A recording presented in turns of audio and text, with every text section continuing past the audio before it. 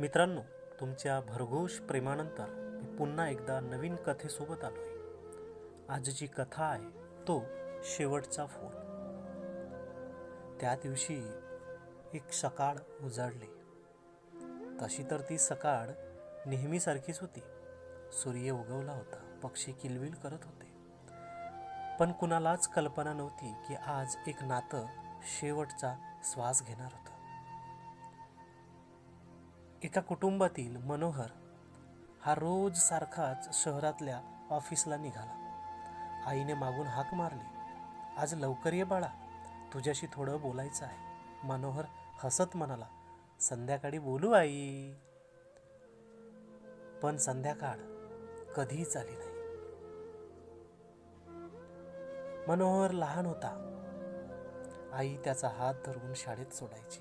ती म्हणायची, घाबरायचं नाही, आई आहे सोबत. तो आजारी पडला की आई रात्रभर जागी राहायची. पण मोठा झाल्यावर मनोहर व्यस्त झाला. आईचं कसं आहेस आता फक्त एक औपचारिक प्रश्न उरला होता.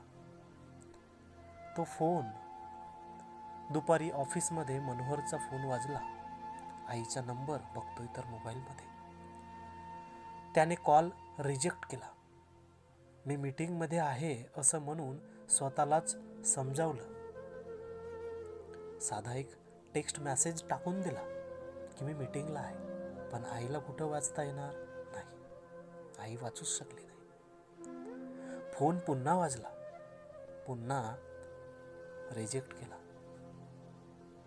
तिसऱ्यांदा फोन वाजलाच नाही. संध्याकाळी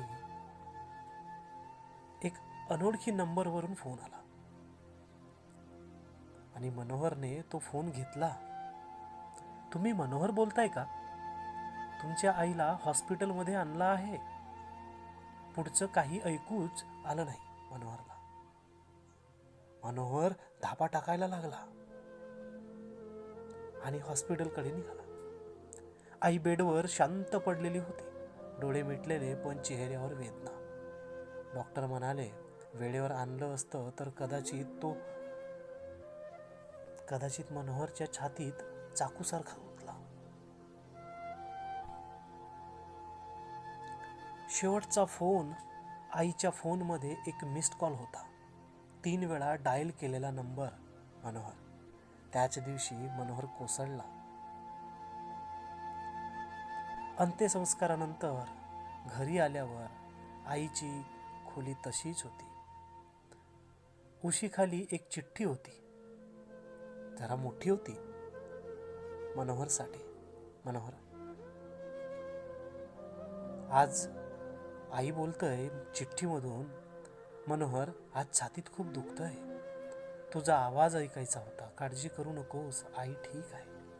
मनोहर रडत म्हणाला, आई, एक कॉल उचलायला माझं आयुष्य कमी पडलं का? आजही शेवट सांगायचं झालं, आजही तो प्रत्येक कॉल उचलतो. कारण एक कॉल न उचलल्याची किंमत काही नाती आयुष्यभर वसूल करतात. मित्रांनो, जेव्हा आई वडील फोन करतात ना, तेव्हा ते वेळ मागत नसतात. ते फक्त आपल्याला मागत असतात तुमचा शब्द आणि तुमचा आवाज, तुमचा भविष्य आणि तुमच्यासाठी उदंड असा आशीर्वाद. स्टोरी आवडली तर नक्की लाईक करा. धन्यवाद.